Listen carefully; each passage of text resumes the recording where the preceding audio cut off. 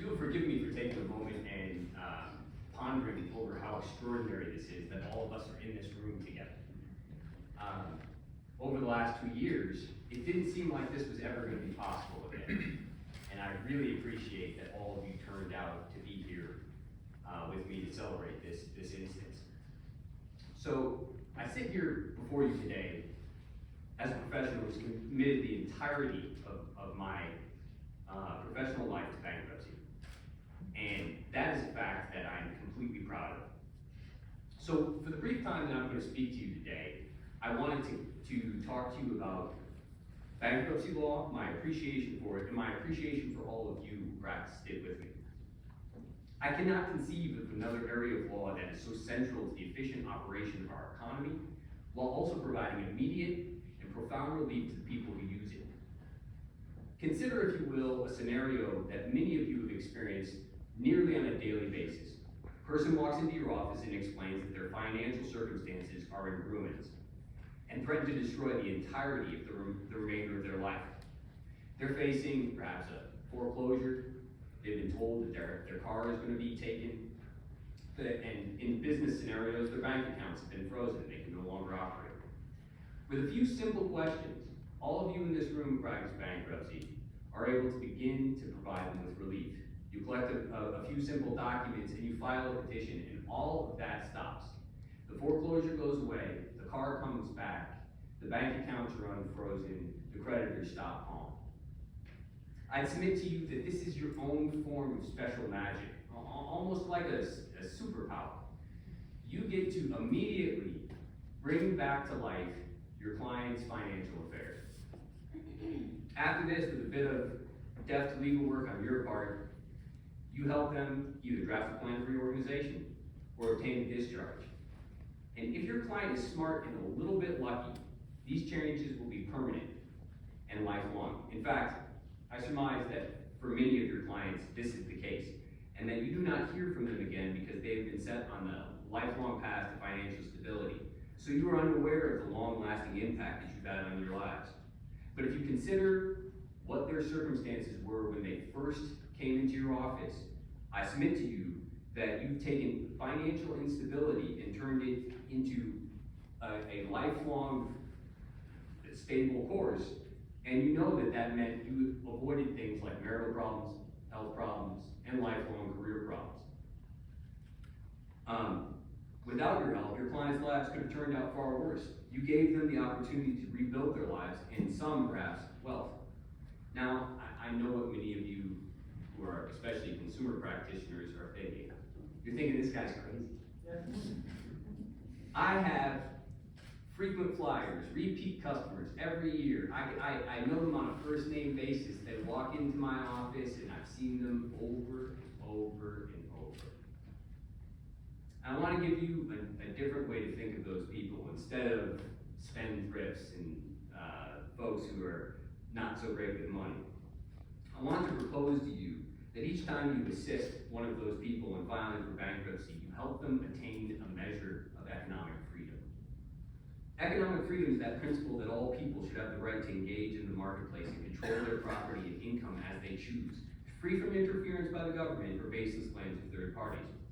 The founders believed that economic freedom was a cornerstone of our country, a basic element of our democracy. No less a source than Thomas Jefferson referred to it as the first principle of association, and explained that it was the guarantee to everyone of the free exercise of his industry and the fruits acquired by it. Indeed, John Adams, the most cantankerous voice among the founding fathers, believed that economic freedom was essential to a civilized society.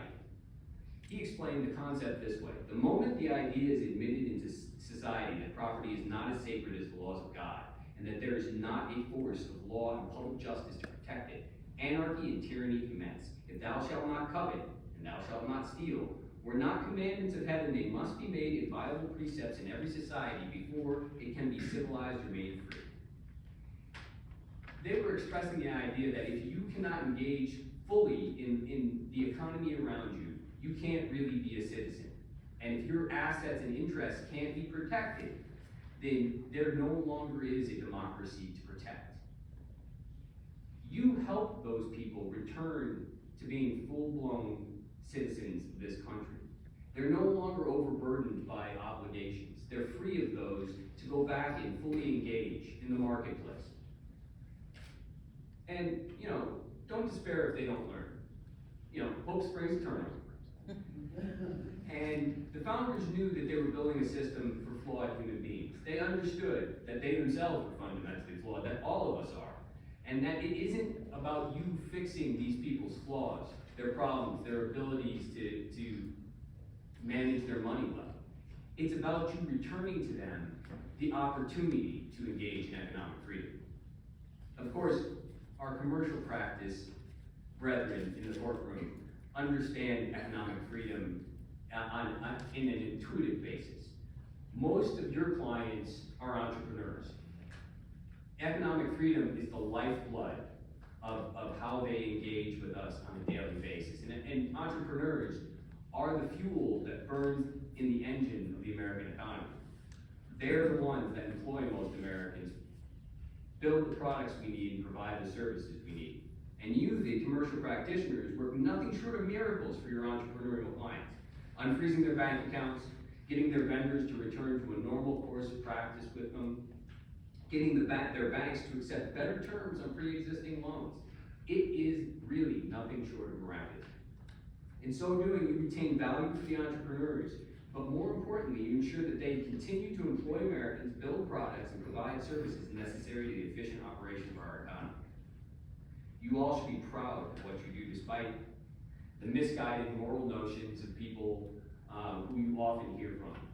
I'm certain that all of you have encountered the following scenario, either at a dinner party, or your kid's soccer game, or coffee shop or something like that. You tell somebody, hey, I work in bankruptcy, and they respond that bankruptcy is nothing but a den of thieves. It's a bunch of people who are engaging in Ponzi schemes and selling swamp land in Florida.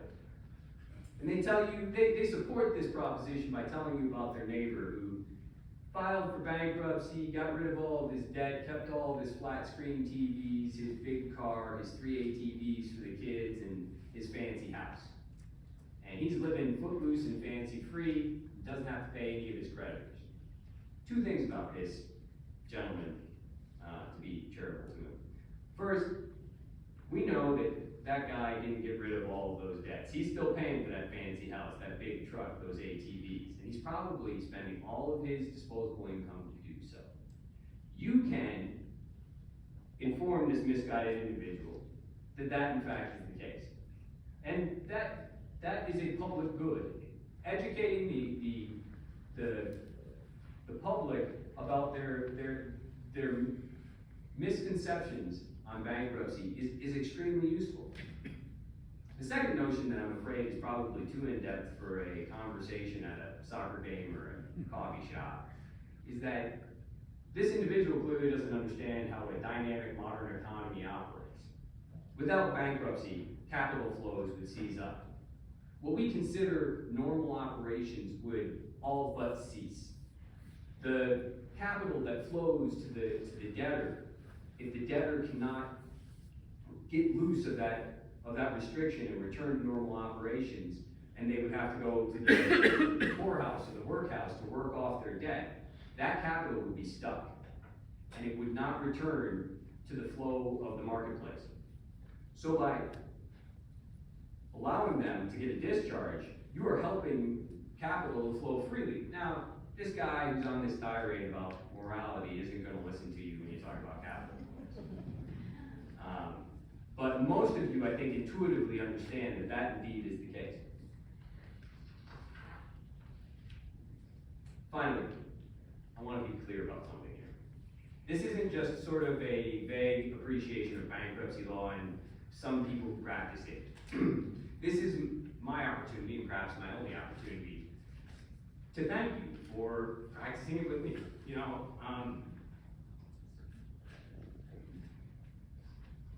I was a overly cocky, wet behind the ears kid when I came here. And you're still kind of cocky. I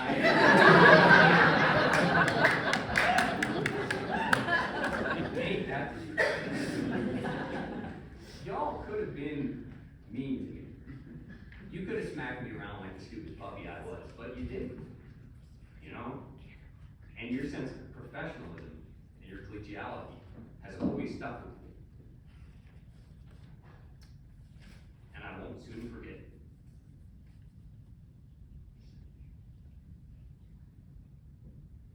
So, before we adjourn, I'd be remiss if I didn't thank a few people.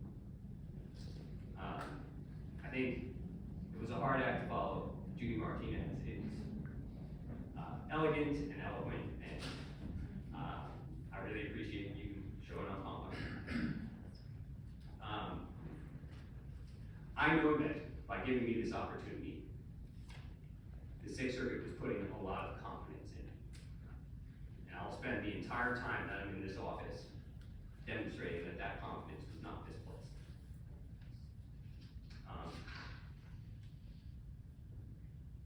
I'd like to thank the Stout family for letting me borrow their family Bible. I hope that this brings us closer, and that somehow I have expanded the heritage of that particular family heritage,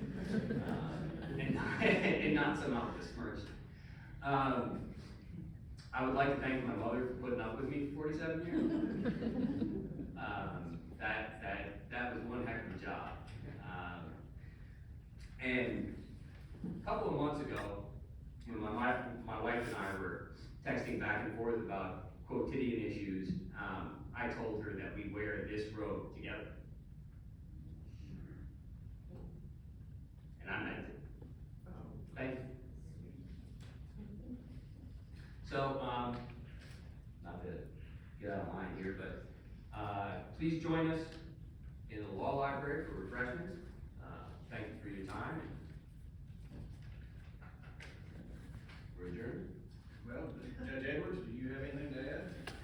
No, it's a pleasure to be here. I remember when you came on board at the U.S. Attorney's Office, and I am very pleased and proud to be a colleague of yours on the bench. Thank you so much. Judge Hale, any other words of wisdom? No. I would just thank Judge Merrill for his very kind remarks, and for those in the audience, and I see a few that are not regular bankruptcy practitioners like me. It is a good primer on top of the very personal remarks, and so thank you. Well, why don't you make your first official act after your investiture adjourned in court, Judge Merrill? We stand adjourned.